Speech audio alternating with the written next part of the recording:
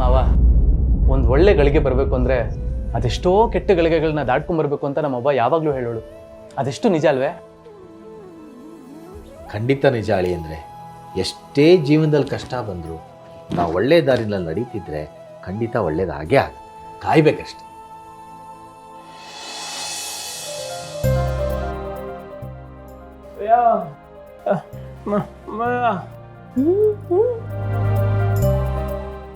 ಮತ್ತೆ ಅಜ್ಜಿಗೆ ಪ್ರೀತಿಯ ಮೊಮ್ಮಗಳು ಅಂತೀರಾ? ಅಷ್ಟು ಮಾತ್ರ ಮಾತಾಡ್ದಿದ್ರೆ ಹೆಂಗೆ?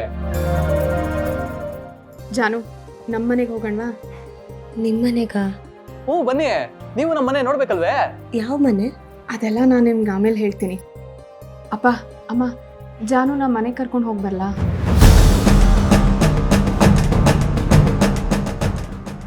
ಸರಿ,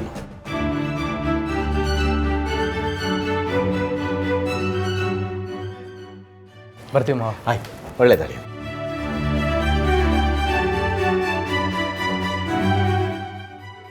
ಲಕ್ಷ್ಮಿ, ಒಂದು ಸ್ಟ್ರಾಂಗ್ ಕಾಫಿ ಮಾಡಿಕೊಡ್ತೀಯಾ?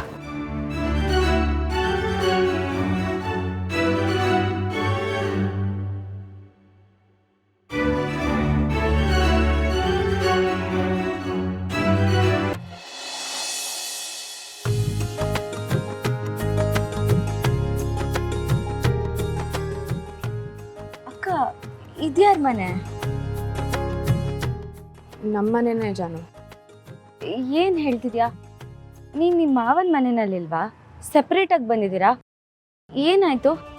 ಹಣೆ ಬರೋಕ್ಕೆ ಹೊಣೆ ಯಾರು ಅಂತಾರಲ್ಲ, ಹಾಗೆ ನಮ್ಮ ಪರಿಸ್ಥಿತಿ. ಅದೇನಾಯಿತು ಅಂದರೆ, ಸರಿ, ನನಗೆ ಅರ್ಥ ಆಯಿತು. ನಾನು ಈ ಮನೆಯಲ್ಲಿರೋದು ನಿಮ್ಗೆ ಯಾರಿಗೂ ಇಷ್ಟ ಇಲ್ಲ.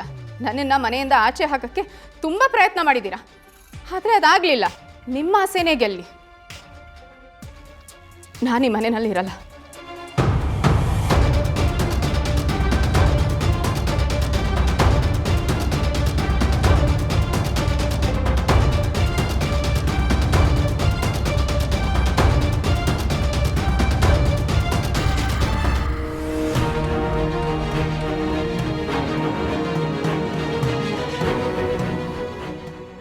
ಈ ತಪ್ಪು ಮಾಡಿರೋ ರವಿಶಂಕರ್ಗೆ ಶಿಕ್ಷೆ ಕೊಡಿಸ್ಲೇಬೇಕು ಅಂತ, ನಿರಪರಾಧಿ ಆಗಿರೋ ಸಿದ್ದುನ ಉಳಿಸ್ಬೇಕು ಅಂತ.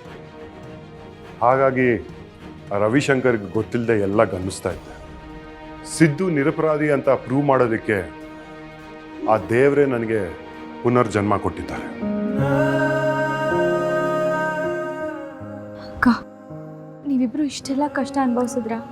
ಕಷ್ಟ ಅನ್ನೋದಕ್ಕಿಂತ ಪರಿಸ್ಥಿತಿ, ಜೀವನ ಅಂದರೆ ಏನು ಅಂತ ನಮ್ಗೆ ಅರ್ಥ ಮಾಡಿಸಿದೆ. ಹಾಗೆ ನೋಡಿದ್ರೆ ನಾವೀಗ ತುಂಬ ಖುಷಿಯಾಗಿದ್ದೀವಿ. ಬಾವಾ, ಎಂಥ ಟೈಮಲ್ಲೂ ನನ್ನ ಅಕ್ಕನ ಕೈ ಬಿಡಲಿಲ್ಲ ಅಲ್ವಾ? ನಿಮ್ಗೆ ಎಷ್ಟು ಥ್ಯಾಂಕ್ಸ್ ಹೇಳಿದ್ರು ಸಾಲಲ್ಲ. ಥ್ಯಾಂಕ್ಸ್ ಹೇಳ್ಬೇಕಾಗಿರೋದು ನನಗಲ್ಲ, ಮೇಡಮ್ ಅವ್ರಿಗೆ. ಅವರೇ ಇಲ್ಲದೆ ಹೋಗಿದ್ದಿದ್ರೆ ನಾನಿವತ್ತು ಹಿಂಗೆಲ್ಲ ಇರೋದಕ್ಕೆ ಆಯ್ತಾನೆ ಇರಲಿಲ್ಲ. ನಾನು ಜೈಲಲ್ಲಿದ್ದಾಗ ನನ್ನ ವರ್ಕ್ ಕರ್ಕೊಂಬರೋದಕ್ಕೆ ಎಷ್ಟೊಂದೆಲ್ಲ ಕಷ್ಟಪಟ್ಟಿದ್ದಾರೆ ಗೊತ್ತಾ? ನನಗೊಂಥರ ಪುನರ್ಜನ್ಮ ಕೊಟ್ಟ ದೇವತೆಯವರು. ಇವ್ರನ್ನ ಕಳ್ಕೊಳಕ್ಕೆ ಹೆಂಗಾಯ್ತದೆ ಹೇಳಿ? ಅದು ಅಲ್ಲದೆ ನಾನು ತಪ್ಪದಾರಿಲ್ಲ ಅವ್ರಿಗೆ ತಾಳಿ ಕಟ್ಟಿದ್ರು ಅವ್ರು ನನ್ನ ಸರಿ ದಾರಿಯಲ್ಲೇ ಕರ್ಕೊಂಡು ಹೋಗ್ತಾ ಇದಾರೆ. ನನ್ನ ಜೀವ ಇರೋವರೆಗೂ ಅವ್ರನ್ನ ಬಿಡೋ ಮಾತೇ ಇಲ್ಲ. ಇದು ನಮ್ಮ ಭಾವ ಅಂದ್ರೆ. ನೋಡಿದ್ಯಾ ಅಕ್ಕ, ಭಾವ ನಿನ್ನ ಎಷ್ಟು ಪ್ರೀತಿ ಮಾಡ್ತಾರೆ ಅಂತ. ಜಾನು, ಇವ್ರ ಪ್ರೀತಿಗೆ ಬೆಲೆ ಕಟ್ಟಕ್ಕಾಗಲ್ಲ ಕಣೆ. ಆಮೇಲೆ ಶ್ರೀಕಾಂತ್ ಅವ್ರನ್ನ ರವಿಶಂಕರ್ ಕಟ್ ಹಾಕಿದ್ದಾಗ ಅವ್ರನ್ನ ಕೋರ್ಟ್ಗೆ ಯಾರು ಕರ್ಕೊಂಬಂದ್ರು ಗೊತ್ತಾ? ಜಯಂತ್ ಅವರು ಕಣೆ.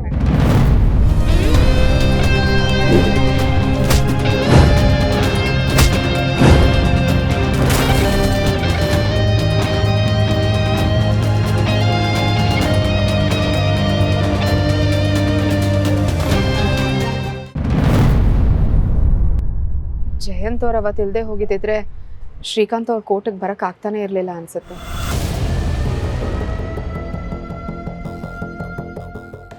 ಯಾಕೆ, ಏನಾಯ್ತು? ಜಯಂತ್ ಅವ್ರ ಬಗ್ಗೆ ಯೋಚನೆ ಮಾಡ್ತಿದ್ಯಾ? ನೀನ್ ಬದುಕಿದ್ಯಾ ಅಂತ ಗೊತ್ತಾದ್ರೆ ನಮ್ ಎಲ್ಲರಿಗಿಂತ ಜಯಂತ್ ಅವ್ರಿಗೆ ಹೆಚ್ಚು ಖುಷಿ ಆಗೋದು ಗೊತ್ತಾ? ಆ ಖುಷಿ ನನಗೆ ಬೇಡ ಅಕ್ಕ. ನನ್ನನ್ನು ಸಾವಿನ ಕಡೆ ನೂಕ್ತವ್ರವರು. ನನಗೆ ಅವ್ರ ಮುಖ ನೋಡೋಕ್ಕೂ ಅಸಹ್ಯ ಆಗುತ್ತೆ.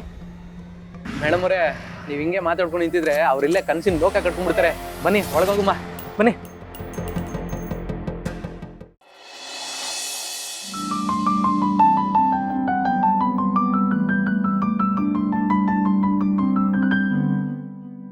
ಅರೆ ಬಾವ ಉಪ್ಪಿನಕಾಯಿನೆಲ್ಲ ಪ್ಯಾಕ್ ಮಾಡ್ತಿದ್ದಾರೆ.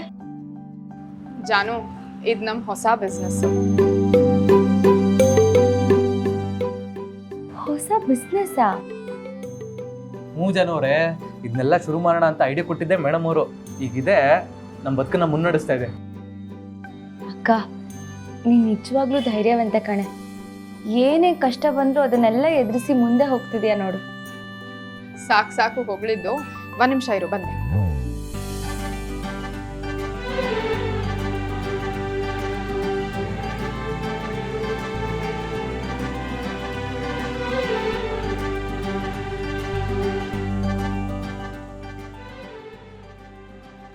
ಈಗ ಇದನ್ನ ಟೇಸ್ಟ್ ಮಾಡಿ ಹೇಳು ಹೇಗಿದೆ ಅಂತ.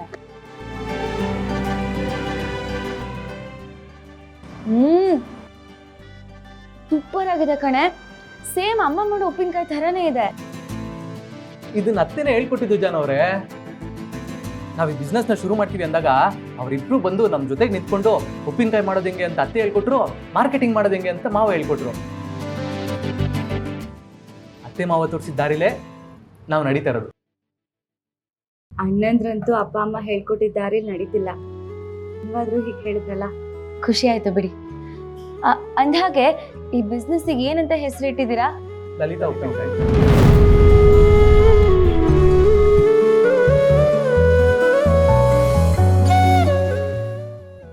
ಚಂದನ, ಹಾಮ್ಮ. ಇನ್ಮೇಲೆ ನನ್ನ ಅಮ್ಮ ಅಂತ ಕರಿಬೇಡ, ಅಂದ್ರೆ ಮತ್ತೇನ್ ಕರೀಲಿ? ಅತ್ತೆ ಅಂತ ಕರಿ. ಇಲ್ಲಿವರೆಗೂ ನಮಗೊಬ್ರು ಅತ್ತೆ ಇದ್ದಾರೆ, ಲಲಿತಾ ಅಂತ. ಅಮ್ಮ ನಮಗೆ ಯಾವತ್ತೂ ಹೇಳೇ ಇರಲಿಲ್ಲ. ಅದರಲ್ಲೂ ಅವರೇ ಅಮ್ಮಂಗೆ ಅಡುಗೆ ಎಲ್ಲ ಹೇಳ್ಕೊಟ್ರಂತೆ. ಅದಕ್ಕೆ ಅಮ್ಮ ನಮಗೆ ಅವ್ರ ಹೆಸರೇ ಇಡಬೇಕು ಅಂತ ಹೇಳಿದ್ರು. ನಮಗೂ ಅದು ಸರಿ ಅನ್ನಿಸ್ತು, ಅದಕ್ಕೆ ಲಲಿತಾ ಅಂತ ಇಟ್ವಿ. ಒಳ್ಳೇದಾಯ್ತು ಅಕ್ಕ, ಅವ್ರು ತುಂಬಾನೇ ಒಳ್ಳೆಯವರು. ಒಂದು ಸಲ ನಿಮ್ಮ ಅತ್ತೆ ಲಲಿತಾ ಬಂದು ಹೋದ್ರೊಬ್ಬ. ಅವ್ರ ಹತ್ರ ಎಲ್ಲ ಹೇಳಿದೆ. ಅಮ್ಮ, ಏನು ಗೊತ್ತಮ್ಮ, ಏನಾಯ್ತು ಅಂತ ನನ್ನ ಹತ್ರ ಹೇಳಿ. ನನಗೆ ಜಾನು ಬದುಕಿದ್ದಾಳೆ ಅಂತ ಗೊತ್ತು ಲಲಿತಾ.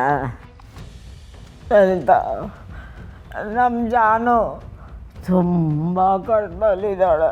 ಅವಳನ್ನು ಹುಡುಕಿ ಎಲ್ಲಿದ್ದಾಳೆ ಅಂತ ಕರ್ಕೊಂಡು ಬಂದೆ ನಿನ್ನ ಜೊತೆಲ್ಲೇ ಇಟ್ಕೊಳಮ್ಮ. ಅದರಲ್ಲೂ ಅವಳ ಗಂಡನ ಕಣ್ಣಿಗೆ ಬಿಡಬಾರ್ದಮ್ಮ. ಅವನು ಮನುಷ್ಯ ರೂಪದಲ್ಲಿರೋ ರಾಕ್ಷಸ.